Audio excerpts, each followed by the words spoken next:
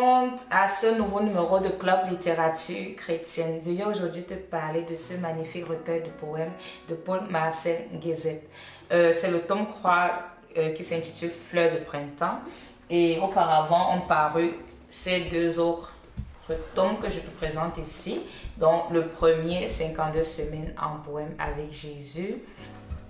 Le deuxième qui s'intitule L'aurore. Et voici le troisième sur lequel je vais m'attarder aujourd'hui. Pourquoi je m'y attarde? Parce que c'est celui qui m'a particulièrement marqué, mais vraiment. C'est celui sur lequel je suis passée, disons, pas vraiment par la saison du printemps. Et ça s'intitule Fleurs de printemps. Donc, ce qui me marque d'abord, c'est la première et la quatrième des couvertures, l'imagerie qui a utilisé les fleurs, un oiseau, les couleurs du printemps. Et à l'intérieur, ce qui me marque, c'est vraiment le papier qu'on a utilisé et ce vol d'oiseau qui est tout le temps sur toutes les pages. Et en bas aussi, tu as tout le temps de la verdure. Pourquoi je suis particulièrement touchée par ce recueil de poèmes?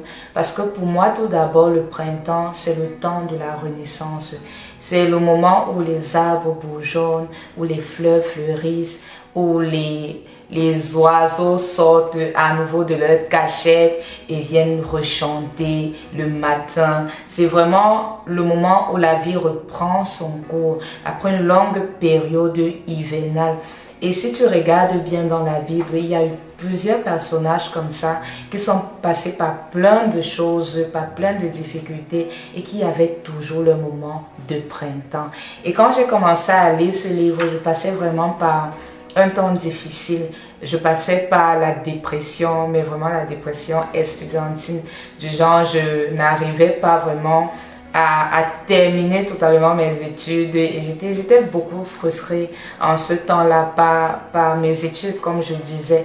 Et ce livre m'a vraiment aidée parce que non seulement l'auteur utilise toutes les imageries du printemps, tout ce qui nous rappelle le printemps, la verdure, les arbres, les oiseaux, comme je l'ai dit auparavant, pour transmettre quelque chose, pour révéler quelque chose et pour nous amener dans un voyage. Et aussi parce que ce n'est pas seulement un recueil de poèmes comme nous en avons l'habitude de lire. Je crois que plusieurs, ici, moi je viens du Cameroun, ont lu Jacques Prévert et ont été marqués en terminale par ce fameux recueil de poèmes. Ici, il s'agit vraiment d'une auteure chrétienne et il s'agit de la vie avec Christ. Donc, ces poèmes ne sont pas anodins. Ce voyage dans lequel elle t'embarque n'est pas n'importe lequel. C'est un voyage avec pour conducteur Jésus-Christ, avec pour compagnon de voyage Jésus-Christ.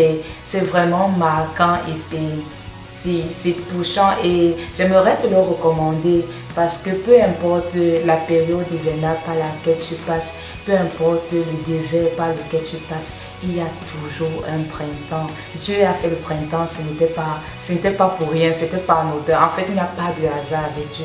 Il l'a fait pour pouvoir t'impacter quelque part. Et je te prie de te procurer ta copie sur Amazon. Il coûte environ 10 € je crois. Et tu peux aussi avoir la copie électronique selon le format que tu aimerais bien utiliser. Donc j'espère qu'il te bénira profondément et grandement comme il m'a aussi béni. Ah, j'oubliais quelque chose.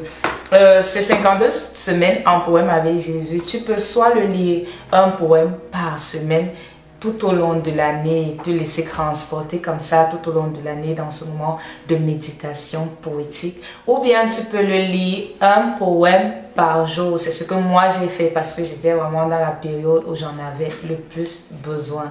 Donc sois richement béni et à un prochain numéro de Club Littérature Chrétienne. Bisous.